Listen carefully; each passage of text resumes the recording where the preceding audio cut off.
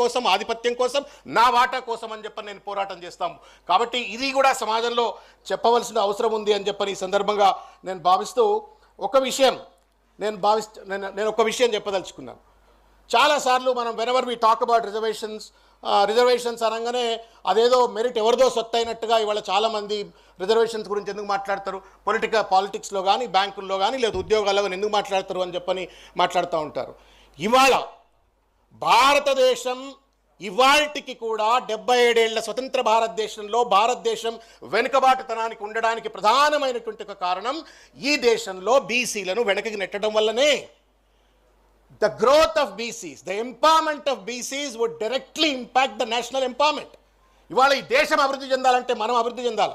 ఒకానొక కాలంలో ఉత్పత్తి కులాలం, మనమే సమాజానికి దిశ నాగరికత ఇచ్చిన కులాలు ఇవాళ మనం వెనక్కి నెట్టివేయడం వల్ల ఇవాళ దేశం కూడా వెనక్కిపడ్డది.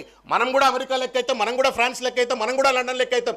ఎప్పుడైతాం మన వర్గాల వాళ్లకు సముచితమైనటువంటి ఒక న్యాయం, మన వర్గాల వారికి బడ్జెట్లో కావచ్చు, లేకపోతే అన్ని రంగాల్లో కావచ్చు సముచితమైనటువంటి ఒక వాటా లభించినప్పుడు తప్పనిసరిగా దేశం దిశలో పోతుంది. కాబట్టి today when we're sitting here and then demanding for the empowerment of BCs, we are not asking for the empowerment of our classes.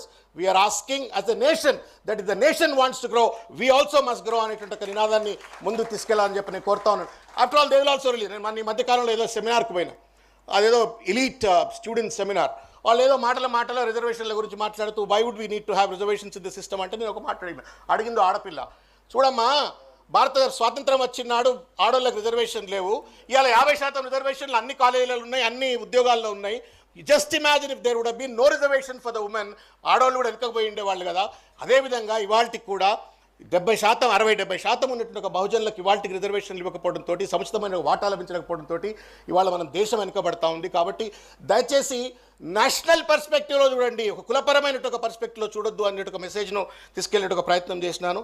నేను చివరిగా ఒక విషయం చెప్పదలుచుకున్నాను.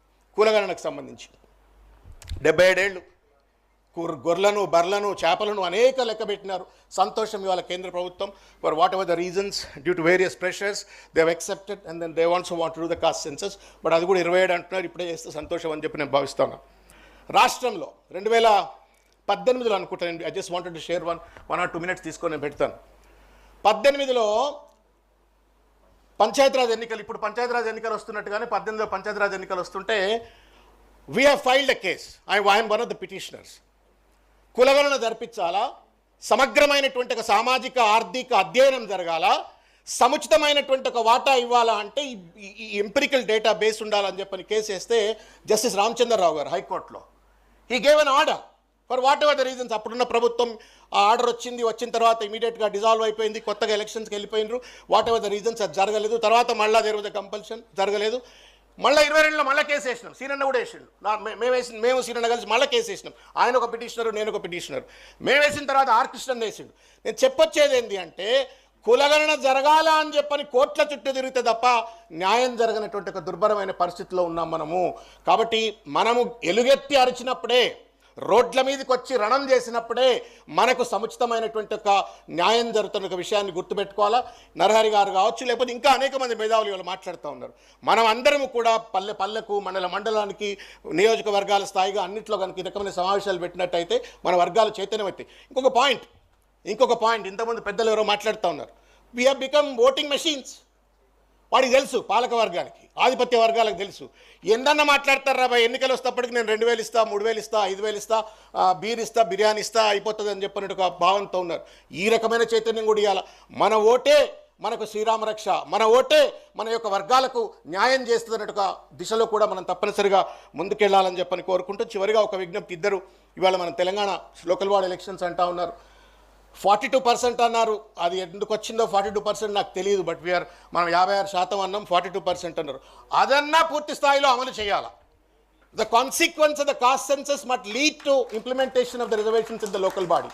అది కనుక జరగకపోయినట్టయితే మరొక్కసారి బీసీ వర్గాలు దగాకు గురయ్యేటువంటి అవకాశం ఉంటుంది. కాబట్టి వేదిక పైన పెద్దలు కావచ్చు, ఈ కార్యక్రమాన్ని చూసేటువంటి ఒక పాలసీ మేకర్స్ కావచ్చు, దయచేసి నేను చేతులెత్తి నమస్కారం చేసి ఈ వేదిక తరఫు నుండి కోరుతా ఉన్నాను.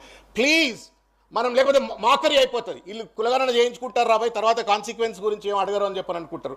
మనకు న్యాయం జరగాలంటే, కులగణనకు శాంక్టిటీ రావాలంటే ఇవాళ లోకల్ బాడీ ఎలక్షన్స్లో 42% ఇవ్వాలని చెప్పని కోరుకుంటూ చివరిగా అద్భుతమైన పుస్తకం రాసిన మీకు శిరస్సు వంచి శుభాభినందనలు తెలియజేస్తా ఉన్నాను, కృతజ్ఞత తెలియజేస్తా ఉన్నాను. Thank you. జై తెలంగాణ. థ్యాంక్ యూ శ్రవణ్ గారు, thank you so much. And నా ఐ రిక్వెస్ట్ మహేష్ కుమార్ గౌడ్ గారు వారిని మాట్లాడాల్సిందిగా కోరుకుంటున్నాం, కాంగ్రెస్ ఎమ్మెల్సీ అండ్ అలాగే పిసిసి చైర్మన్ కాంగ్రెస్ తెలంగాణ.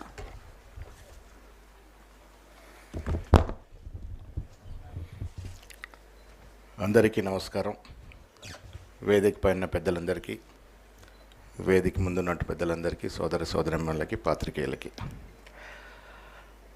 నరహరి గారిని నేను మధ్యప్రదేశ్లో మా మీటింగ్ అని మొదటిసారి కలవడం జరిగింది. వారితో గంటన్నర సేపు మాట్లాడడం జరిగింది. I really appreciate, congratulate you. మిత్రుడు శ్రవణ్ గారు చెప్పినట్టుగా పదవిలో ఉన్నప్పుడు ఇలాంటి సాహసం చేయడం చాలా అరుదు. ఆ అరుదైన వ్యక్తుల్లో మీరు చేరిపోయినారు. మీకు ధన్యవాదములు. బీసీల విషయానికి వచ్చినప్పుడు చాలా లోతుగా అధ్యాయాలు జరిగినటువంటి సందర్భం